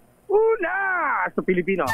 Tutok lang! Tutok na sa Deezer H Radio, Deezer H Facebook, Deezer H YouTube, at Deezer H TV. Baka ikaw na ang susunod na winner sa Deezer H Mas Malakas Promo! 38 na makalipas ang alas 5 ng umaga, oras na para tayo po naman ay mag-ultabayo. Nangabang ultabayo, ito po ay postbiotic with Lactococcus lactis strain plasma. Duman po ito sa mahabang clinical trial, hindi po testimonial, hindi po kwentong kutsero, kundi human clinical trial dyan po sa Japan. Ang bawat kapsula ng ultabayo nagtataglay ng 50 billion cells ng Lactococcus lactis strain plasma, kaya napaka-potent po nito na pagpasok po sa ating sistema, sa ating katawan, ina-activate nga po yung PDC, yung plasmacytoid dendritic cell. Yan po yung tinatawag ng mga dalubhasa na commander ng ating immune system, responsable sa pagtataboy ng mga toksin sa ating katawan habang tayo po ay natutulog. At isa pong benepisyo nga po ng ultabayo, natutulungan tayo ma-achieve ang magandang tulog. Pagka may magandang tulog, nalalabanan natin ang puyat, pagod at stress. Ayan, ha? Ilan lamang yan sa mga benepisyo po ng ultabayo. Kaya kung may mga concerns pa ho kayo, may mga medical experts po tayo na nakastambay, pwede nyo tanungin. I-text po ang 0931-033-2871. Ulitin natin, ha?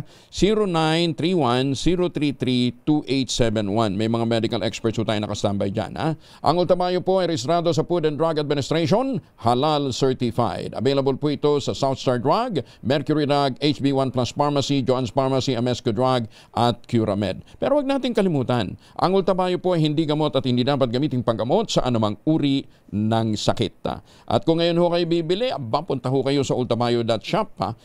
I-click po ninyo yung QR code at hanapin po ninyo, gamitin po ninyo ang code na Kuya Angel, ano, ha, para ma-avail po ninyo ang 10% discount.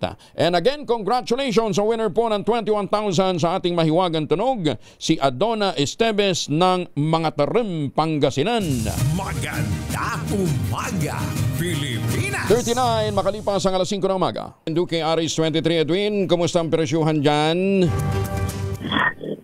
Ay buntag, Kuya Angel, hindi lang pala gulay at ilan pa mga paninda apektuhan ng madalas na pagulaan, kundi maging ang presyo ng manok ay naapektuhan ni Kuya Angel. Dahil plus 6 pesos ngayong umaga, yung dinagdag naman. Nung nakaraan ay bumaba, ay tumaas. Kaya yung presyo ng manok ngayon ay umabot uli ng 340 mula sa dating 330. Yung presyo naman ng karne, hindi naman gumalaw. May ilan lang dito ang tumaas itong yempo na pumalo, Kuya Angel, ng 430. Kahapon ay 420 lang yung presyuhan. Pero yung pata naman ay medyo mababa dahil nasa 340 at yung kasim ay 380. May mga nagbibenta naman ng 360. Iba-iba yung bentahan. Yung pinaka-sariwang-sariwa talaga, yun ang 370 at mayroon naman 360. Yung presyo naman ng isda, Kuya Angel, ay talagang mataas itong presyo ng bangus dahil maliban sa hindi naman garong kalakihan, halos parehas yung presyo ng maliliit at itong malalaki. Nasa 190 o 200 yung maliit at 260 itong malalaking bangus. Yung galunggong, Kuya Angel, ay nasa 260 rin dahil bihira yung galunggong ngayon. Ang sabi ng mga vendor, bihira yung supply ng galunggong at minsan apektado sila nung tuloy-tuloy na pagulan. Pero itong sugpo, may 600, may 800 at pinakamatas dito ay merong 1,000. Ang yellowfin ay 360 pa rin yung bawat kilo. Ang tilapia, merong 170 yung maliliit na huli ng Bulacan at ito sinasabing huli ng Batangas. Ito yung itim na klaseng na tilapia ay 220. Sa presyo naman ng mga gulay, Kuya Angel, hindi naman gumalaw yung presyo. Nasa 40 to 60 pa rin itong kamatis. Ang talong, 80 hanggang 100. 120 yung bilog, 180 sa luya at 140 yung sibuyas. Habang ang bawang naman ay bahagyang bumaba mula sa 160. Ngayon ay 140 bawat kilo. Sa repolyo, 70 hanggang 80 pesos pa rin yung bawat kilo. Pechay Bagyo, 70. 80 yung Pechay Tagalog. Ang patatas naman ay 40 pesos at yung pinakamagandang klase ay 60 pesos. Habang 70 pesos naman ang siling labuyo. Hindi nagbago yung presyo ng Pechay na bihirang-bihira lang na makita. Itong Pechay ay 700 pesos at 200 yung broccoli. Sa presyo naman ng mga prutas, ito yung saging latondan, 70 pesos. Ang lakatan, 90. Ang mangga, yung hinog na maliliit, 80 pesos. At kung gusto mong melon, bili ka ng 80 bawat isa. Ang bigas ko, Angel, mabibili ng meron ng 44. Ang kasunod niyan ay 48. Ang pinakamahal 70 pesos. Ang dinurado 80 pesos bawat kilo. Yan ang ating price monitoring report mula pa rin sa Bonifacio Market sa Kalunghat. RS23 at hindi kinagulat sa DZRH, una sa Pilipinas, una sa Pilipino. Maraming salamat, Edwin. Pag-turnover naman sa mga natapos na pabahay ng gobyerno pero unoccupied, ipinag-utos na ng Department of Human Settlement. Detalye ng balita mula kay Bal Gonzalez sa RH5. Bal, good morning. Baldo. Department of Human Settlement and Urban Development o DSUD sa mga attached agencies nito ay patupad ang 8-point agenda nito upang mapabilis ang probisyon ng abot-kayang pabahay sa bansa. Abang ito'y alinsunod sa direktiba ni Pangulong Ferdinand Bongbong Marcos Jr. Sa inilabas na memorandum, inatasan ni DSUD Secretary Jose Ramon Aliling ang mga key shelter agencies kabilang ng National Housing Authority, Social Housing Finance Corporation, National Home Mortgage Finance Corporation, Pag-ibig Fund at Human Settler Adjudication Commission ay sagawang mga particular na priority action na nais ng Pangulo. Sa ilalim ng direktiba, ang NHA at SHFC ay inatasan na agad na i-turn over ang mga bakante pa rin ngunit natapos ng housing projects sa mga lehitimong benepisyaryo.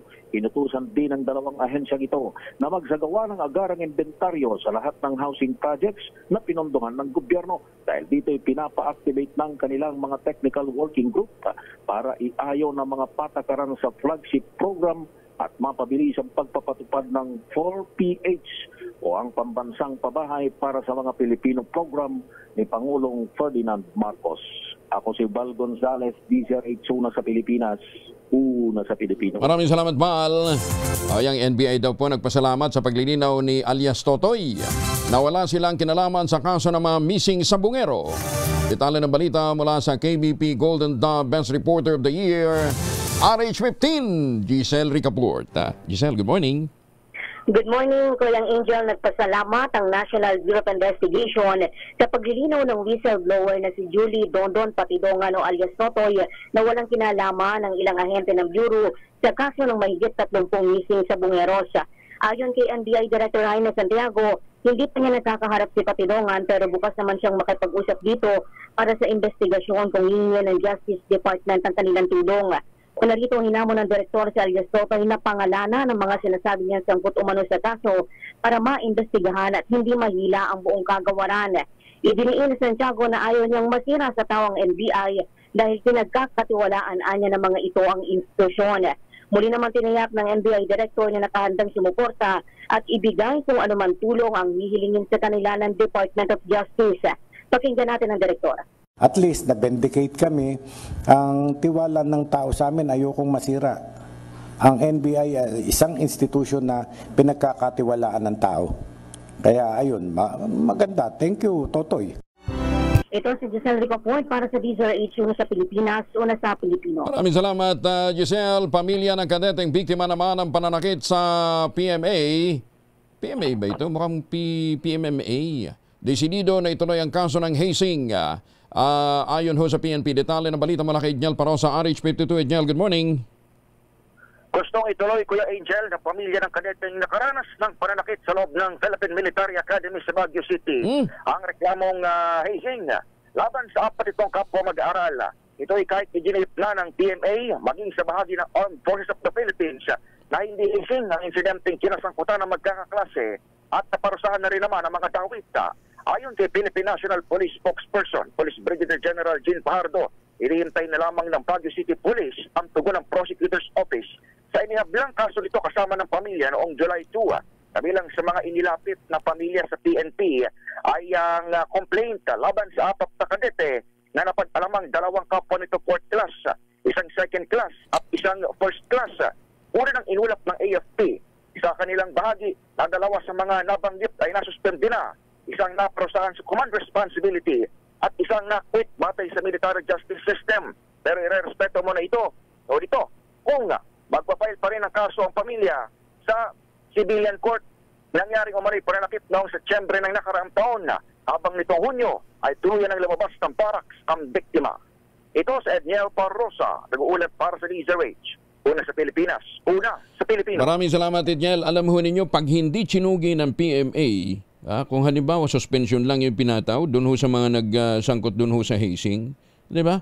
Hindi ho matitigil talaga ang hazing.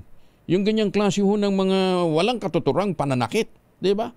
Hindi mo naman masusukat ang galing at liderato ng isang tao sa pamamagitan ng pananakit. Kaya nga po may anti-hazing law tayo. Diba? So hanggat yan po ay hindi tinatanggal, pinapailan ng kasong kriminal, pinagtatakpan, alahong mangyayari. At sa lahat ho ng mga military institutions, PNPA, PMMA, dapat ho talaga pagsangkot sa hazing, tuluyan nyo at idemanda talaga. Maganda umaga, Pilipinas! 6 na minuto na lamang bago po sumapit ang ACES ng umaga. Dr. Harry Amping, maganda umaga po sa inyo, Ambassador. Kumusta na po kayo? Kay Justice Henergito ng Sandigan Bayan, good morning po. Justice Max De Leon, kumusta na po kayo? Mayor Sene Mendoza dyan po sa Talisay, Batangas, Icador Plato, good morning. At sa lahat ng mga suki nating nakatutok sa atin araw-araw, magandang umaga po sa inyo. Ulitin ko lang, happy birthday kay Don Bernard Peralta. Jerry, Katunying, mukhang may magi-sponsor ng breakfast dyan sa Katunyings. Huwag lang sa Katunyings Tagaytay, Pwede dyan sa may Mindanao Avenue. Doon tayo mag-breakfast, Happy birthday, Don Bernard Peralta. Inimok naman ni Vice President Sara Duterte na magsampa ng kaso ang isang dating Senate witness na umano'y binayaran ni Senator Risa Ontiveros para tumistigo laban kay Pastor Apollo Kibuloy. Ito'y matapos na bubaliktad si Michael Murillo alias Rene at sinabing binayaran lamang siya noon ni Ontiveros kaya't nagsalita laban kay Kibuloy.